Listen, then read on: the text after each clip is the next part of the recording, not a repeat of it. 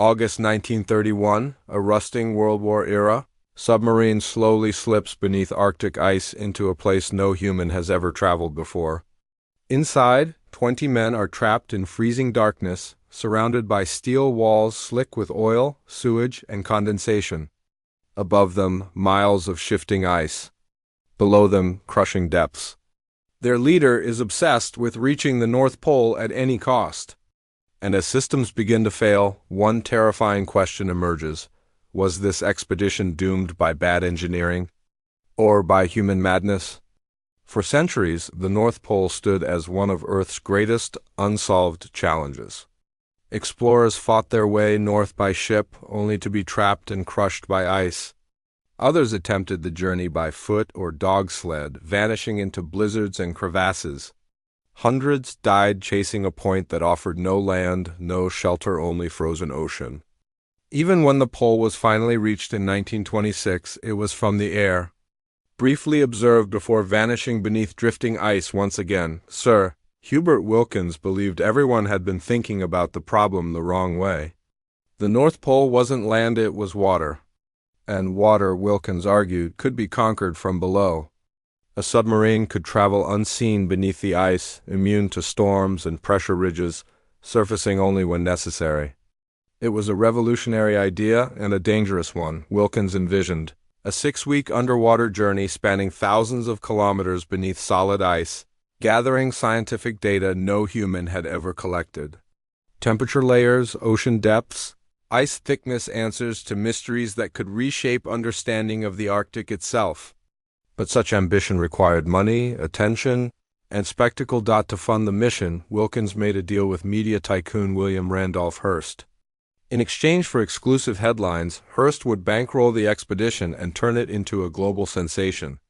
The plan was bold. Wilkins's submarine would surface at the North Pole, just as the massive airship Graf Zeppelin flew overhead. Symbolizing the conquest of the Arctic from both sky and sea, only one problem remained. The submarine. The vessel chosen for the mission was the Nautilus, a worn, outdated attack submarine left over from World War I, to prepare it for polar travel. Famed naval engineer Simon Lake packed it with experimental modifications, reinforced bows, shock absorbers, ice drilling systems, sled-like runners designed to slide beneath frozen ceilings.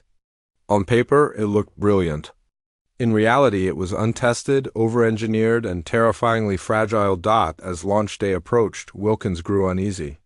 Many of the new systems seemed unnecessary or outright dangerous. But the submarine wasn't his. Lake controlled it.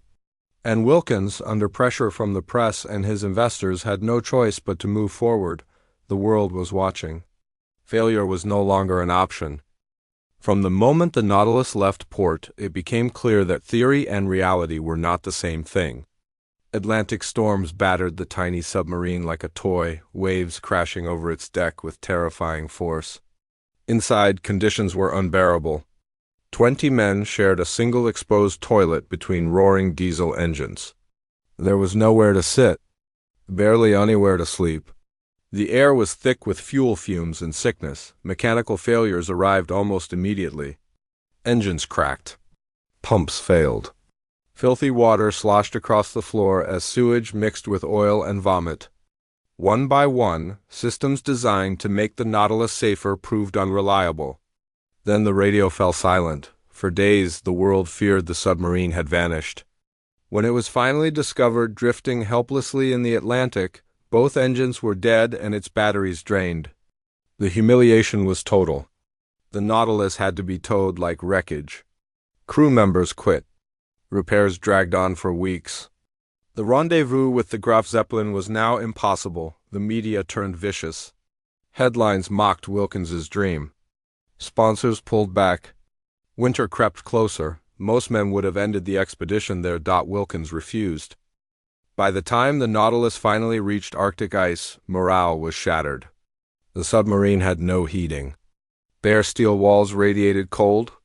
Crew members suffered food poisoning and lead exposure. Every man aboard wanted to turn back. Wilkins did not. When the order came to dive beneath the ice, the submarine refused. The diving rudder essential for underwater control was gone. Whether torn away by ice or deliberately removed, no one could say. Whispers of sabotage spread through the crew, despite warnings. Wilkins forced the Nautilus forward, scraping beneath the ice using sled runners never tested in real conditions. The hull screamed as steel ground against frozen ceilings.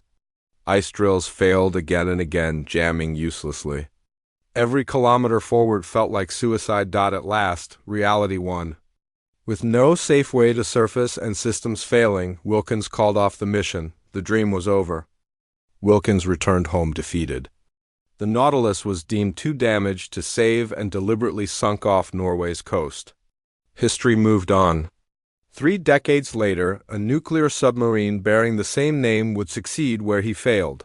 Crossing beneath the ice with ease, Wilkins died nearly forgotten, financially ruined, but not erased.